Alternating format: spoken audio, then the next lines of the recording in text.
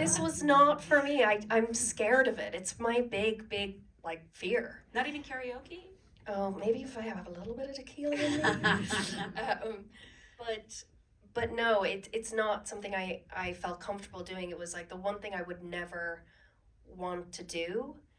And it kind of came around in my life at a time where I was just like, fuck it. Yeah. You know, I was like, let's go for it. Face your fears. The part was too good. I couldn't let the part go. So I just was like, I'm just going to have to do this. I'm just going to have to face it. And it ended up being one of those really special moments where you face your fears and you feel strong and fearless after. And now I'm like, oh, what else do you want me to do? I'll figure it out, you know? I mean, it turns out you have a really good voice. Thank you. But what if you had it? He never asked to hear it? I mean, I FLORA doesn't need to, technically. Basically, I sort of pitched it to him, and I at NYU, at Tisch, I had this class called Acting a Song. And it was with this legendary teacher from Stella Adler called Betsy Parrish. And we had to go in there, and everyone, whether you were a singer or not, you had to bring in a song.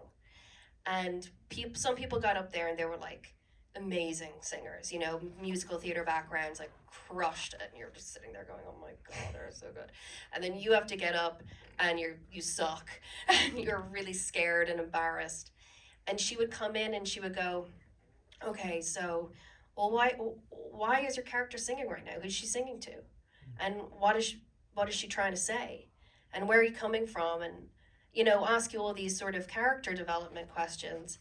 And then you go and you'd sing it again and you'd sound 100 times better because you had like that, you had something to say, you were communicating something. And so I remembered that when I went in to meet with John on Zoom, and I was like, look, I can give you that. I can communicate something. I can sound like a real person who's trying to express themselves, but I'm not going to give you Mariah Carey.